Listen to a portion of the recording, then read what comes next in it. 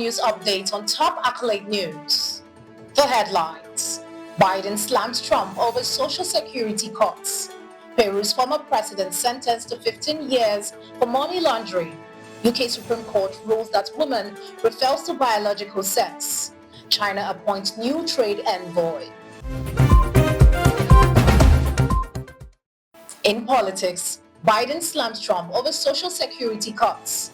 In his first major speech since leaving office, former U.S. President Joe Biden launched a scathing attack on Donald Trump's administration, accusing it of gutting Social Security and putting millions of vulnerable Americans at risk.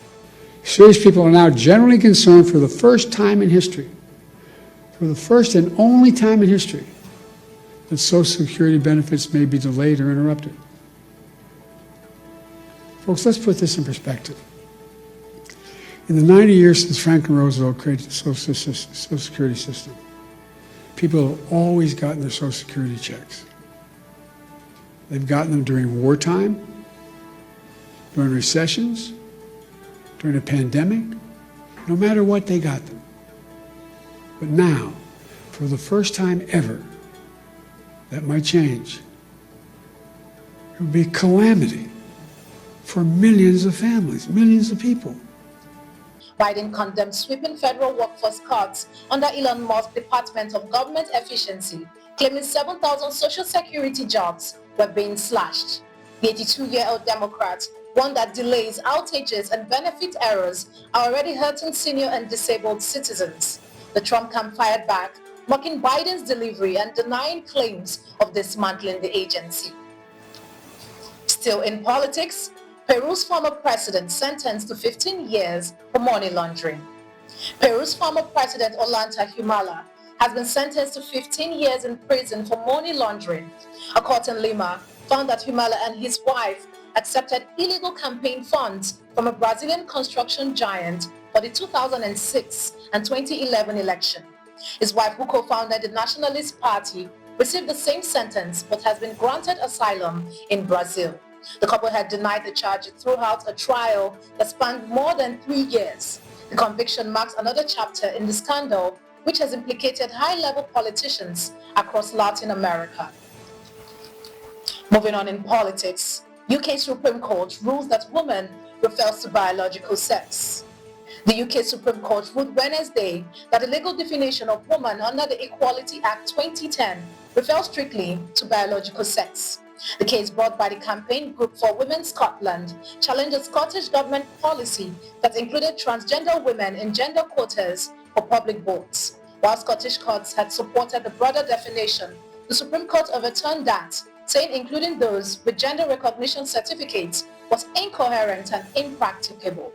The ruling is seen as a major victory for gender-critical campaigners and could reshape how single-sex services are provided across Britain. Transgender rights advocates have warned the decision could undermine vital protections. Moving to economy, China appoints new trade envoy. China has unexpectedly named a new trade envoy as tension with the US escalates over sweeping tariff. Li Chenggang, a seasoned diplomat and former WTO ambassador, replaces the long-time negotiator at a critical moment.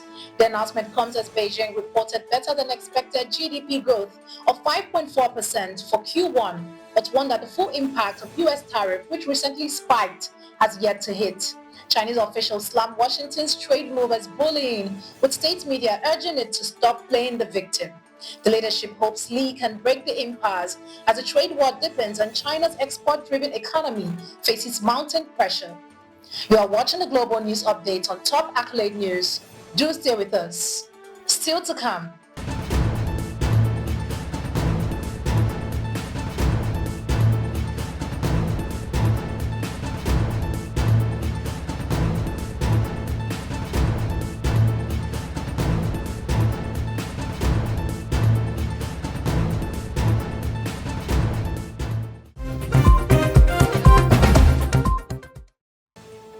Thanks for staying with us.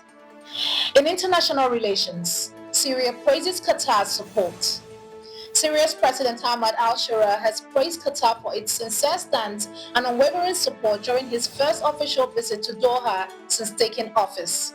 In a statement shared by the Syrian presidency, al-Shara called the growing partnership between the two nations a cornerstone for regional stability and prosperity. He thanked Qatari Emir for the warm welcome and reaffirmed Syria's commitment to deepening cooperation.